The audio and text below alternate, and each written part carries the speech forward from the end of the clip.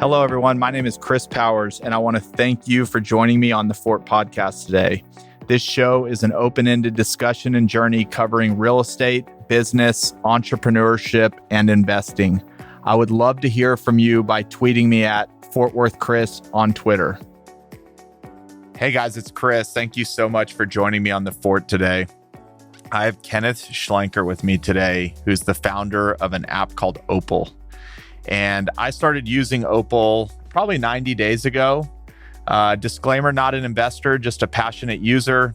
And I had to get Kenneth on. And what Opal does is helps folks get less distracted on their phone. I bet you didn't know it, but the average American is on their phone at least 4 hours a day. And if any of y'all follow me on Twitter, you know I bought a light phone last year, which was my attempt to help be less distracted on my phone.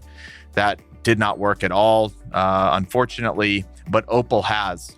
So I downloaded the app. We've been in communication, and I'm just going to read you a manifesto, and then we'll dive into the episode. But I think in this world of digital overload, we are living in an interesting period of time where people's brains are being so overloaded right now with information.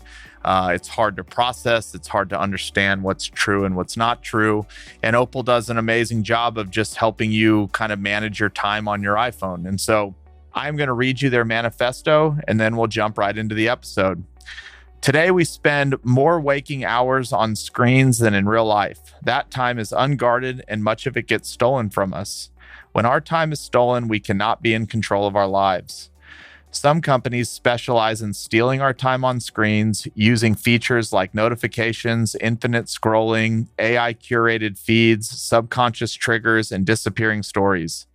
These distraction companies use advanced science to hook us and make us lose control. When we choose to spend time on apps, it can be wonderful. We can laugh, be amazed, learn from friends, see the world, and connect in new ways. However, we often stay on these apps for longer than we would like, and we even unintentionally open them. When we lose our time in this way, we often feel guilty, frustrated, or anxious. We often feel like we have wasted our time, our creativity, and our potential. We have been distracted. Distraction companies have turned our screens into mindless distraction devices. We have settled for too long. Self-control is not enough to fight addiction science. Screen time settings are no match. Now is the time to reset how we spend time on our screens. We can and must rewire our screens and our mindfulness. Together, we will take back control of our screens and start to identify and block distractions, set intentions, use apps on timers and set gentle reminders, feel good about the time we do spend on our screens, learn about our screen time, identify patterns of behavior in our different emotional states, receive personalized nudges that will help us find balance each day, and receive support from friends. Every one of us deserves control over our lives and our time. With more control over how we spend our time, we can become our best selves, whether that is a better friend, lover, parent, musician, financier, athlete, chef. That is all up to us. When we take back control of our screens, we will have a powerful tool to fulfill our potential each and every day. I hope you enjoy this episode as much as I did. Kenneth, thank you so much for joining me today. Thank you so much, Chris. Looking forward to it. Will you just start out with a little bit about kind of your story growing up and kind of your career and where it landed you today at Opal?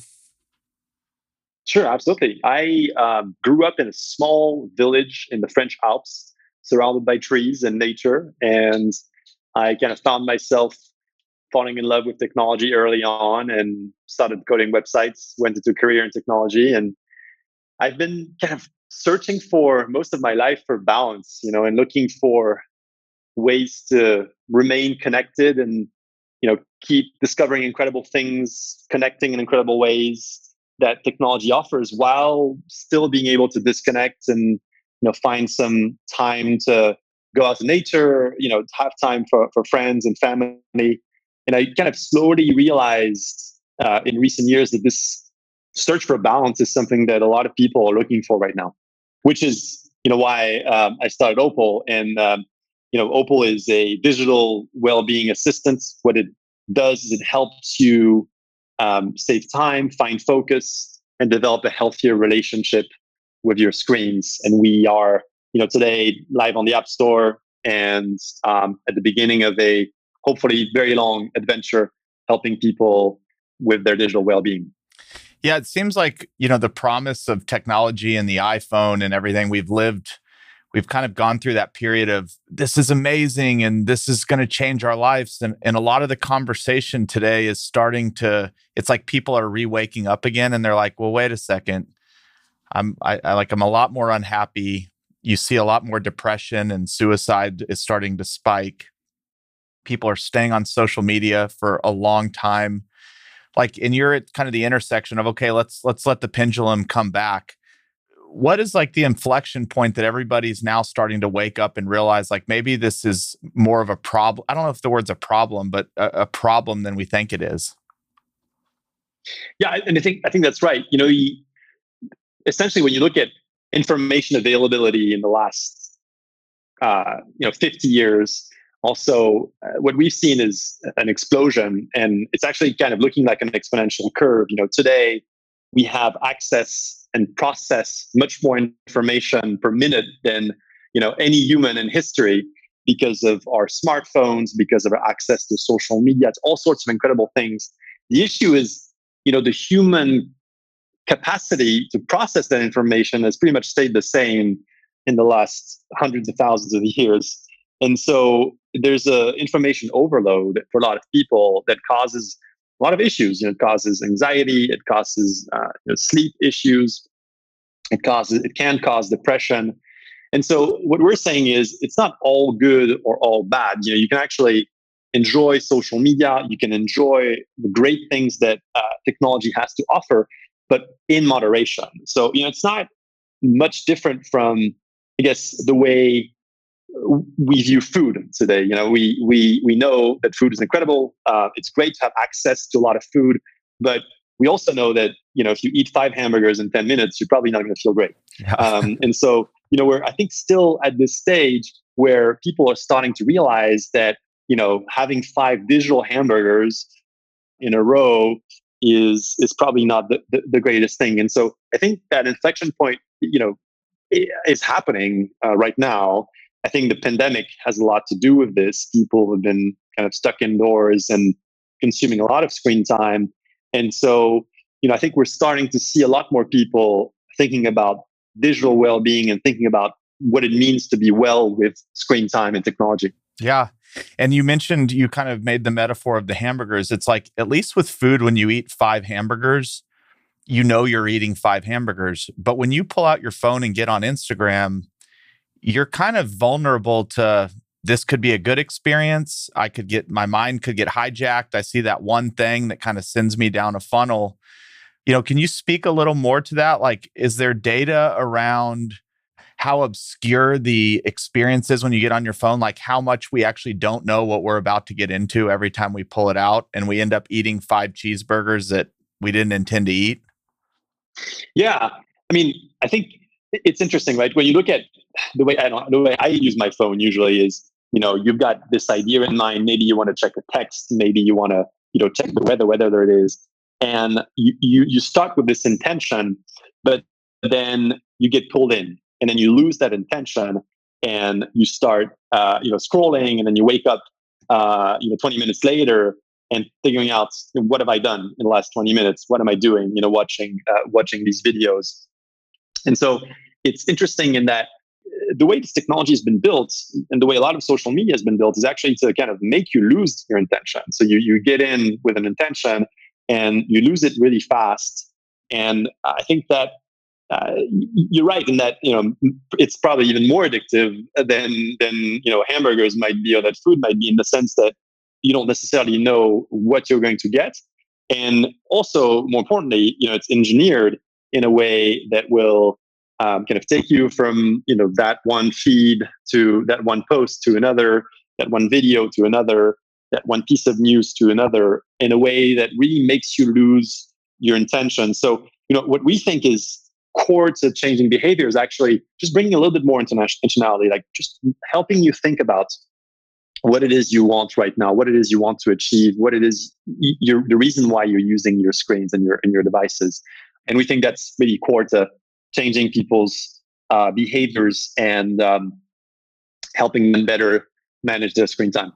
That's my favorite part about the app. It also embarrasses me the most is when I turn the focus timer on, or I start Opal, and then I like log into Twitter on accident, and it makes you answer the question, I want to get on Twitter for 10 minutes because almost 99 times out of 100, I just press never mind and put my phone back down. As humans, are we becoming conditioned to just pull out your phone and get on it? We don't even really know we're doing it. Absolutely, yeah. I mean, there is some data around that, and some of the most recent data said 150 times you put out your phone about 150 times a day. I actually think this is underestimating it, but yeah, we do this out of reflex. And an interesting test you can do is you literally you put a post-it on your phone, or you put some actual visual cue, and you try to figure out every time you pull out your phone to try to pause and think about, what am I doing here? What is it that I want? And what's interesting when you do that is, most times you actually don't have an intention. You're literally doing this unconsciously. And so, these pieces of software have been kind of built for that, and really successful. And it's not necessarily the way a lot of people want to live. And so, we're trying to change that. I was reading your TechCrunch article on the Series A, and it talks about just kind of how a lot of these big companies have hired scientists who are trained basically to keep us on our phones and to keep us engaged. Can you just speak to like, what are those scientists doing, and what is the act that they're doing that's keeping us so engaged? Yeah, sure. I mean, it's pretty simple in that, the way a lot of these companies work, and whether it's social media companies, and notably social media companies like Facebook and many others, is they're optimizing for trying to get you to spend as much time as possible on their app or on their website. And so what happens is, when you have a very clear goal in mind, and then you put together lots of really smart people to figure out a way to reach that goal, then they do a really good job at it. And there's a lot of different ways in which these apps and these websites are really successful at hooking you. That's been pretty well documented. But you look at your phone, things like disappearing stories, whether it's Instagram, or now many other services are doing that. Things like infinite scrolling, things like well-timed notifications on your phone are really features that have been built with the goal of making it as addictive as possible, making you lose as quickly as possible your intention, and creating this cycle of reward that makes you hooked. And so there's many great books and references around that. It's very well documented on how you can actually create an addictive tech product. And a lot of engineers have kind of learned these techniques and applied them really, really well to lots of these apps and websites. When you said well-timed notification, do a lot of these companies, like, let's just say somebody likes something, they'll delay the notification a little bit just to time it right so that it doesn't always happen. Like, they want you to keep getting them as you're on the app?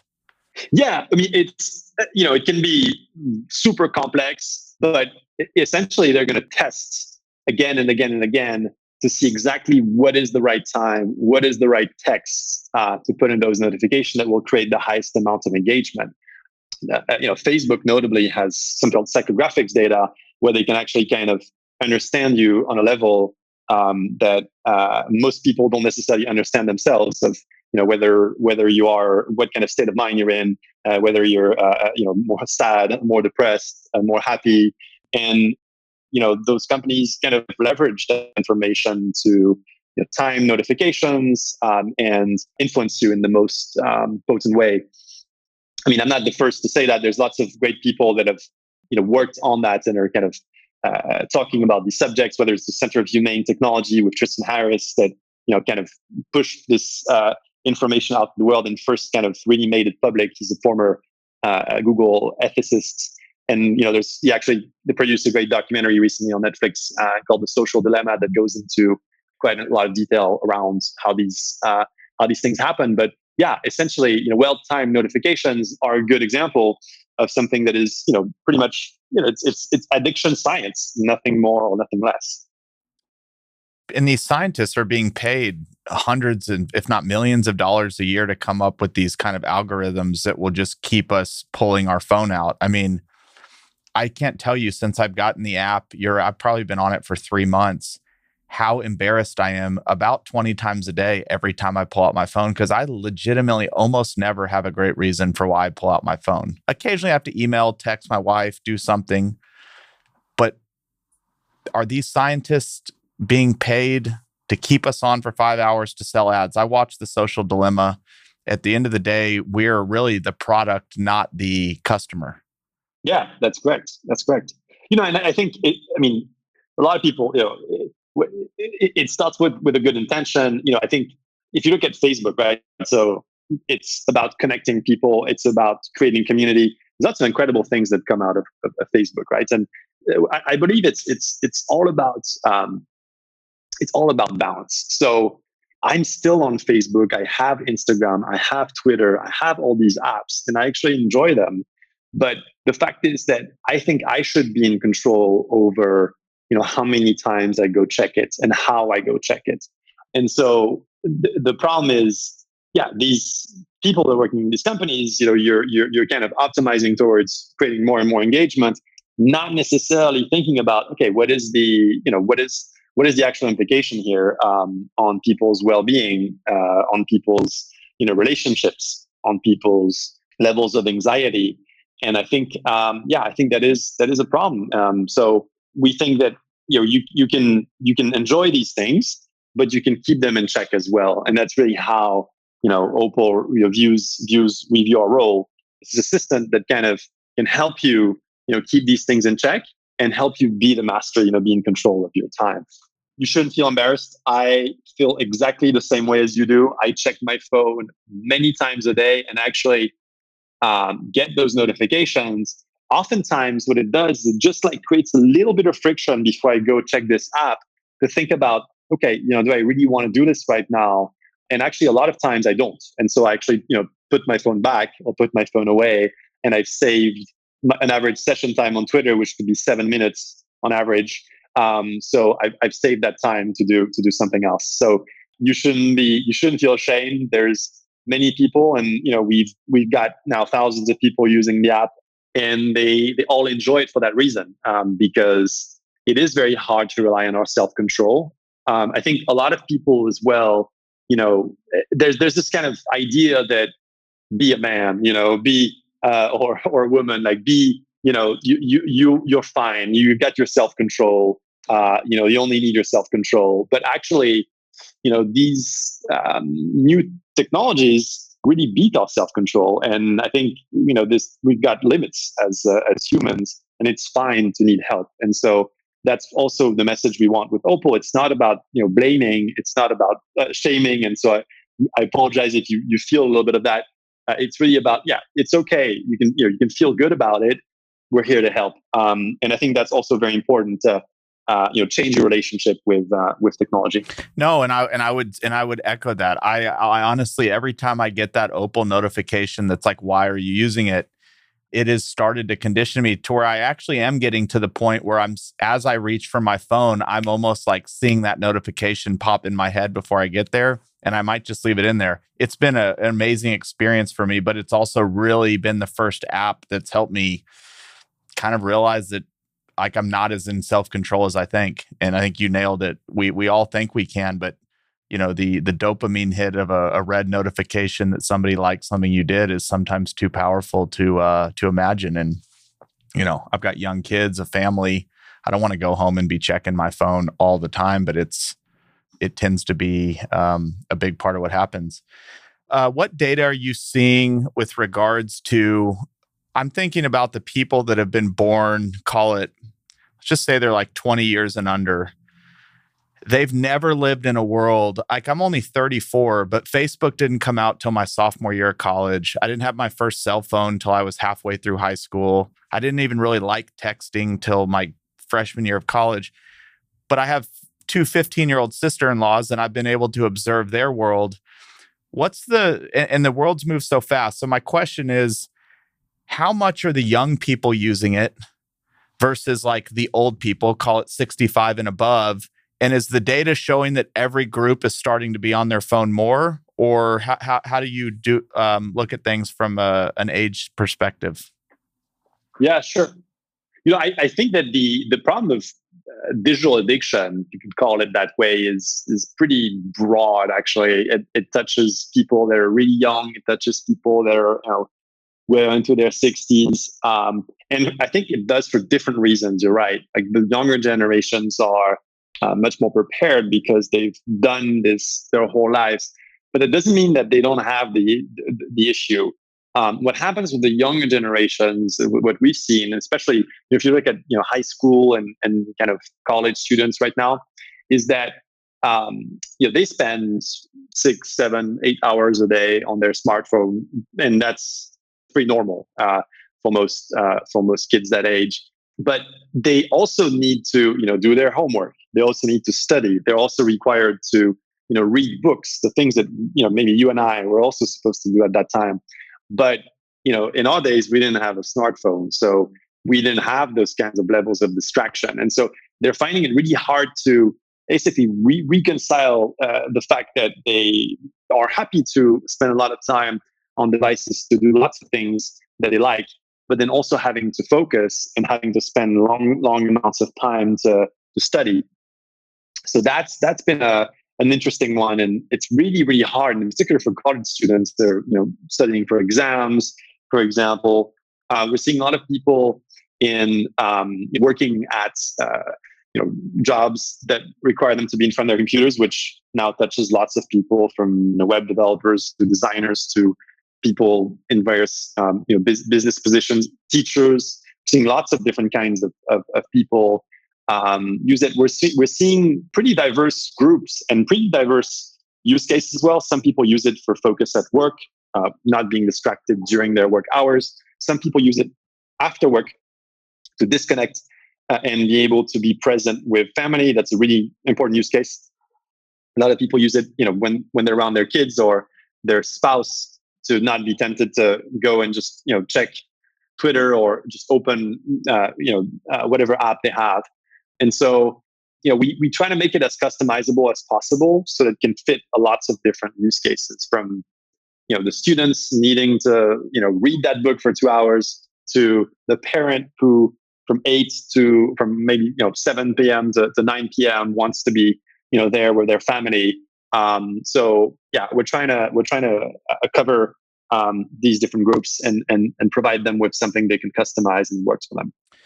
So getting into kind of how you thought about the business and how the business actually works, was there a moment in time? Because before this, I read you were leading the Bird expansion across France. Was there a moment in time that you're like, I'm so convicted in this, I have to do this? Was it something that happened, or you had mentioned you had just been thinking about it for so long, it finally just captivated you? Yeah, it was actually a very long process. So the idea, I originally wrote a business plan for this 12 years ago, and originally it was on desktop. So it's something that's been kind of brewing for a very long time. But I think more recently, yes, I did work at Bird, which has an extraordinary trajectory. As you know, it's a company that raised a lot of money really, really fast. We scaled. I hired 170 people in under 1 year when I was at Bird. And the culture of a company that scales so fast is that you have to be always on all the time. And what I saw in particular was not so much on me, but actually a lot of employees and a lot of junior employees were really struggling to figure out how to manage, how to disconnect. And in particular, in like a work environment that kind of required them to do this. And so, yeah, that was just one more piece to this very, very long, puzzle that was built piece by piece over the last 12 years, where I realized with every step how important it was.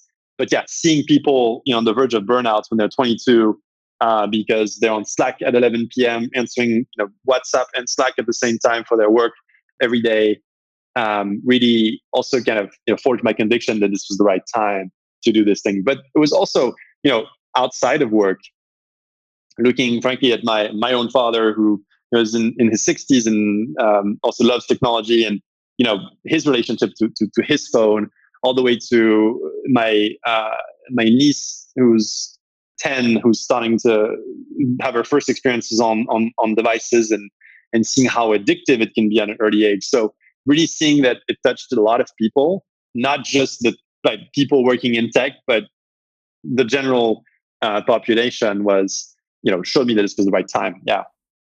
And how does it work? Because if I have an iPhone and they allow you to set kind of parameters on how much you use stuff, but it's so easy just to press ignore. Opal has been just so much more effective. So how does it work? And then I want to talk a little bit about what are the things that customers are asking for that maybe you didn't expect when you first started it. Sure. Yeah, so Apple does offer screen time. Google has something called Google Wellbeing. So those big companies, they understand that it's a problem and that you need to provide some tools for people. But the issue, I think, is that they're conflicted because they can't really build a tool that effectively makes people use their phones less. It's contrary to their interests.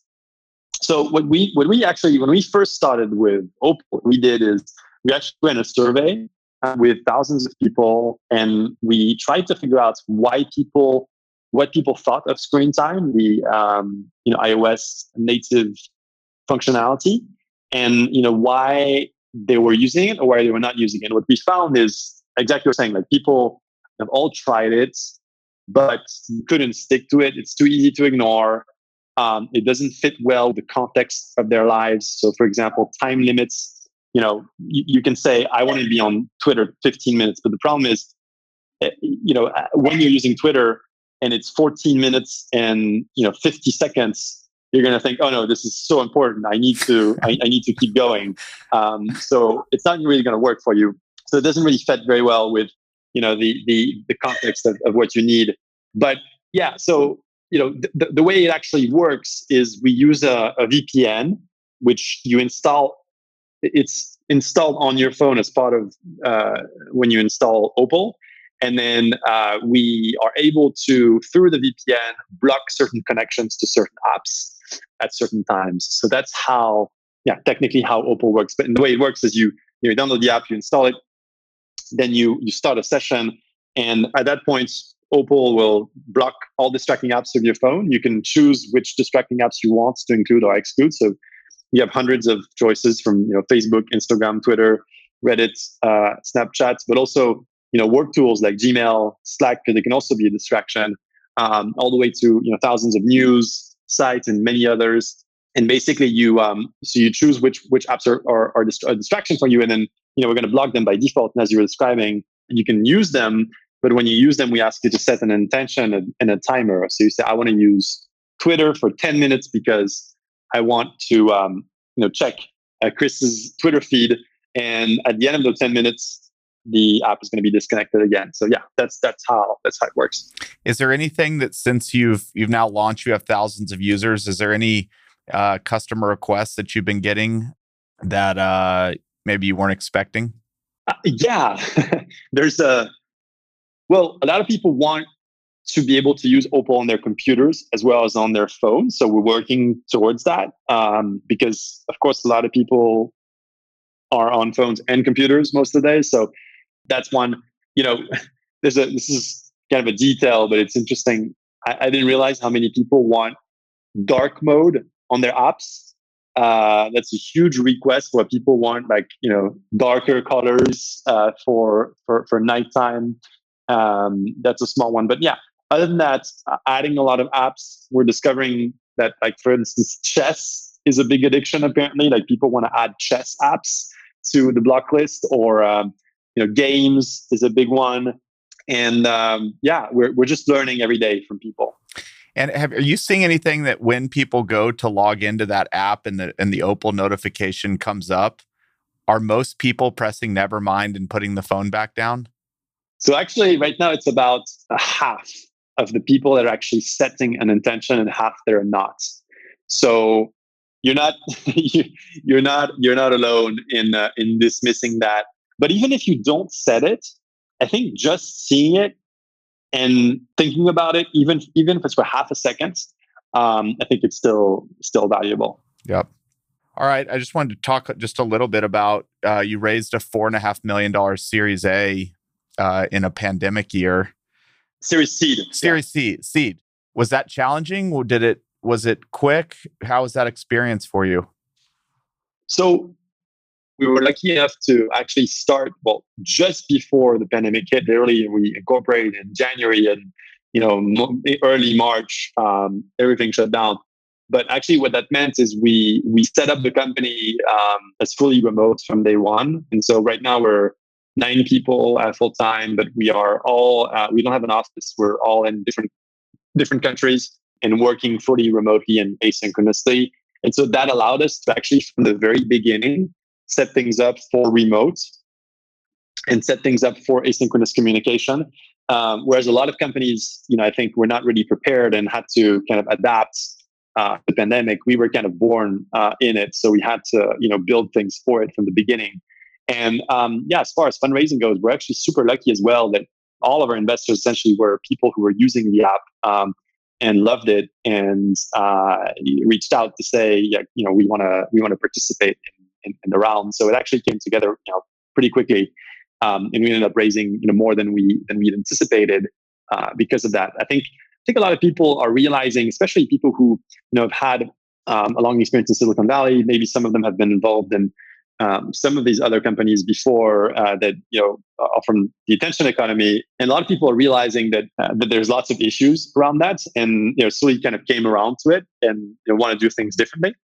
I think that also helped a lot with traction on the investment front. That I think we represent a different future, hopefully, for technology, whether it's Google, Facebook, pushing for more connection, more access to information, faster internet, faster, better hardware.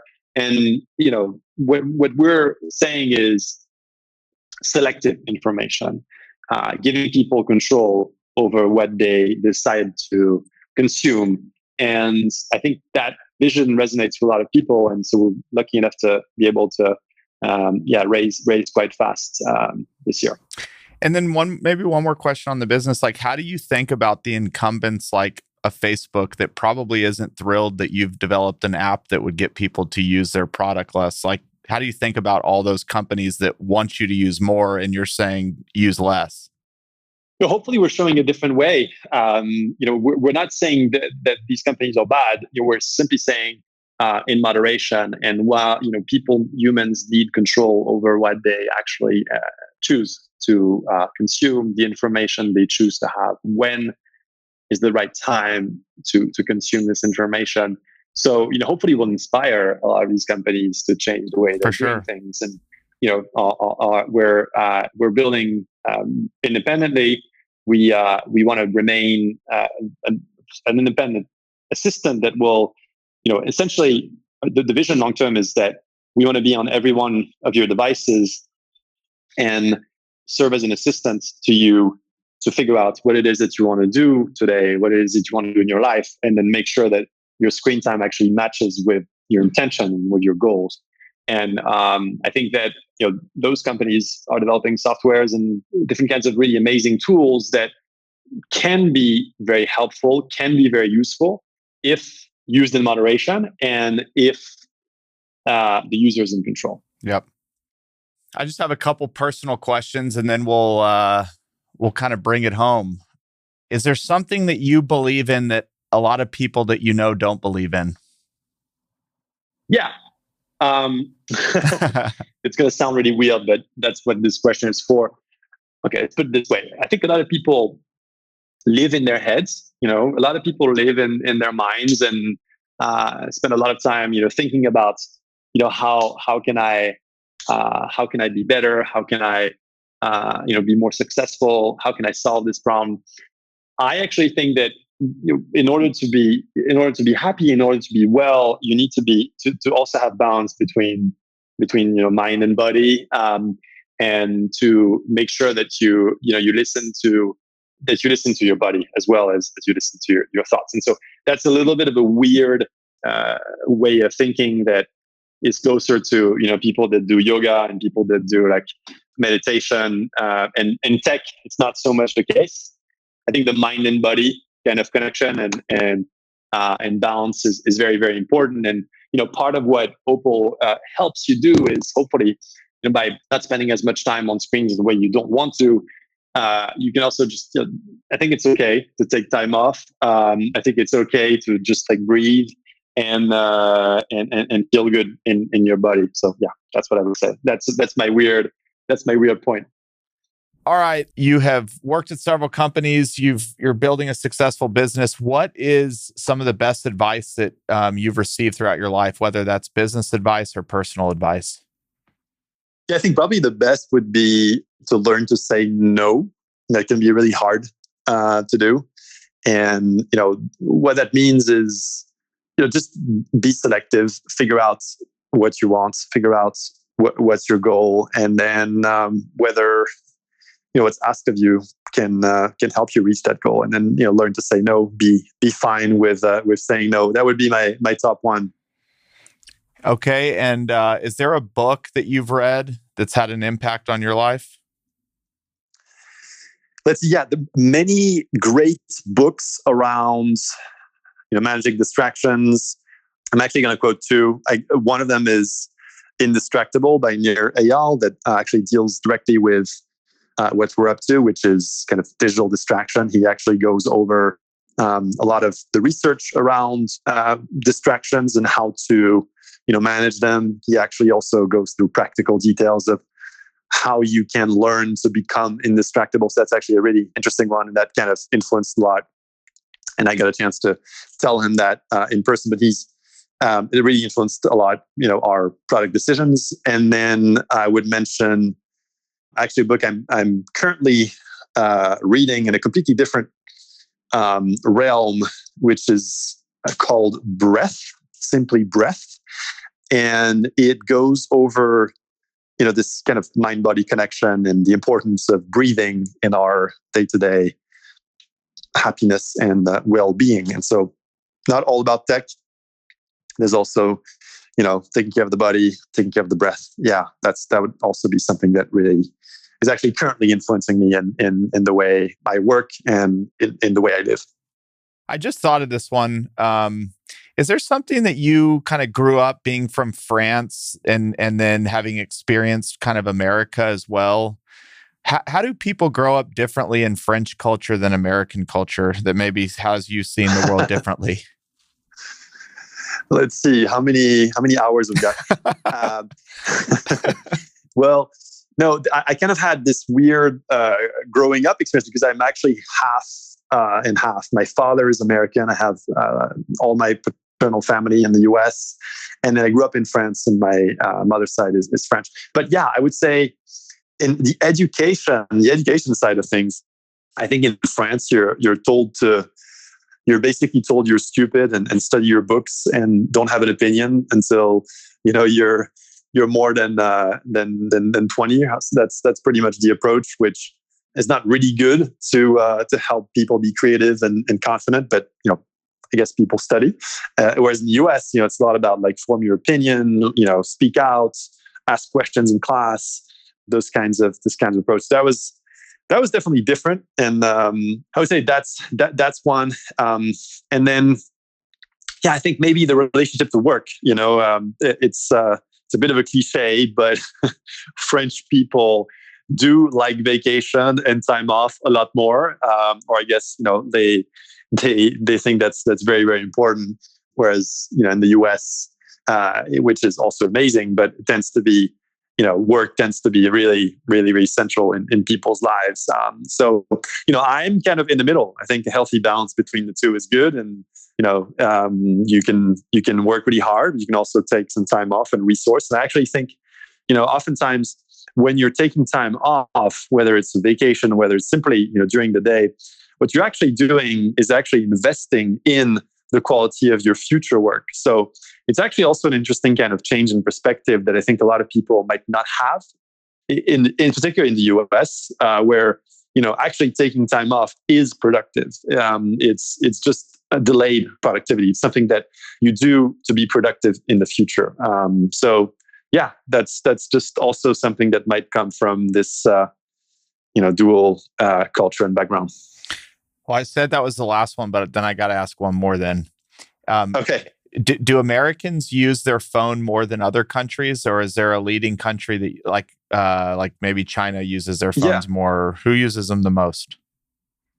Well, what's interesting is that in a lot of ways, the US is in advance, is kind of a couple of years usually ahead in adoption of different kinds of technology. So, when you look at the use of social media, in particular US versus like France and UK, in particular, you would typically see the US be, either maybe a year or two ahead, and in adoption kind of lagging behind. But yeah, the stats on actual phone use, more recently we're getting to an average of 4.5 hours per day on smartphones for the average American. Data in Europe suggests it's a little lower than that right now, but I would say, probably going to match. Europe's probably going to match the US numbers within a year. Yeah. Also. All right. How can people reach you and your company? Yeah, sure. So I'm on Twitter, K Schlenker. You can find me there, and happy to respond. Happy to interact there. And then my company is Opal, available on opal.so or on the Apple App Store. Simply type in Opal and you should be able to find our app. Awesome. Kenneth, thank you so much for sitting down with me today. This was awesome. I really appreciate it. Chris, I really appreciate it. Great conversation. Thank you so much. Okay, buddy. Thank you. All right. Bye-bye. Bye-bye.